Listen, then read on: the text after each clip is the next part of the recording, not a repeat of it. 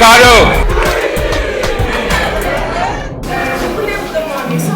Est-ce que l'optimisme suffirait seulement pour régler les graves problèmes de pauvreté en Afrique, surtout en Afrique subsaharienne? Merci. Vous savez, vous avez deux choix. L'optimisme ou le pessimisme. Et je ne vois pas le pessimisme régler beaucoup de problèmes dans le monde. Moi, je préfère être optimiste. Et je n'ai pas eu le choix. Parce que j'ai grandi sur des difficultés. J'ai vécu toutes les difficultés du monde. Et à chaque fois, je me relevais, il y avait d'autres qui m'attendaient.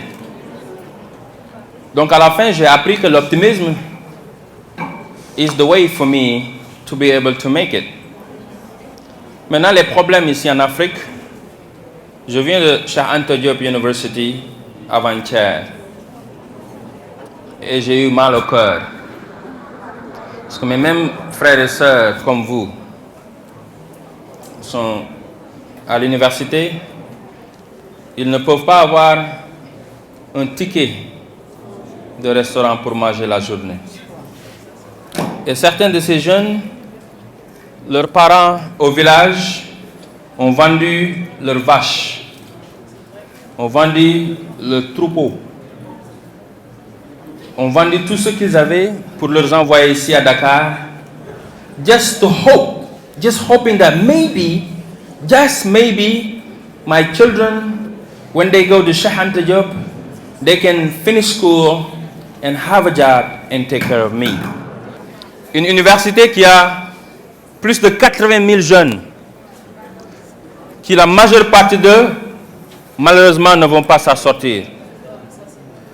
Et malheureusement, ils ne vont jamais réaliser les rêves de leurs parents. Comme Barack Obama disait, dreams from my father.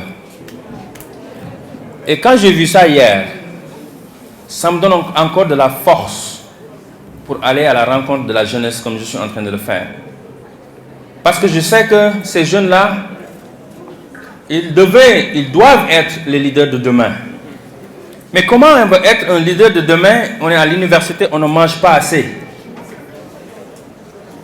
Bob Marley nous avait dit que a hungry man is a angry man. Quand on a faim, on ne peut pas être content, on ne peut pas étudier.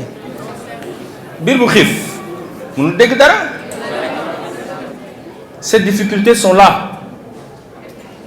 Nos parents, tu vas à l'hôpital de Dantec, tu vas trouver nos parents qui sont là-bas aujourd'hui, 2 jours, 3 jours, 4 jours parfois, ils ne peuvent pas voir un médecin. Et ils ne sont pas comme nous parce qu'ils ne peuvent pas payer pour aller dans le privé. Juste 5 000 francs pour un ticket, ils ne peuvent pas l'avoir. Ça, c'est la santé. Pour l'énergie, l'électricité. 630 millions d'Africains, aujourd'hui, n'ont pas d'électricité. Ils sont dans le noir, chaque jour. Moi, j'en sais quelque chose parce que je vivais dans le noir avec mon grand-père. On n'avait pas d'électricité chez nous. Mon grand-père me réveillait tôt le matin pour apprendre mes leçons. Il n'avait pas 50 francs pour m'acheter bougies pour pouvoir étudier. Au Kenya, j'ai retrouvé les mêmes difficultés. Ici à Tchombor, juste après Pout, avec Akon, j'ai retrouvé les mêmes problèmes. Tu vas en Guinée équatoriale, au Kenya, partout au Mali, ces mêmes jeunes Africains comme vous sont en train de vivre les mêmes problèmes.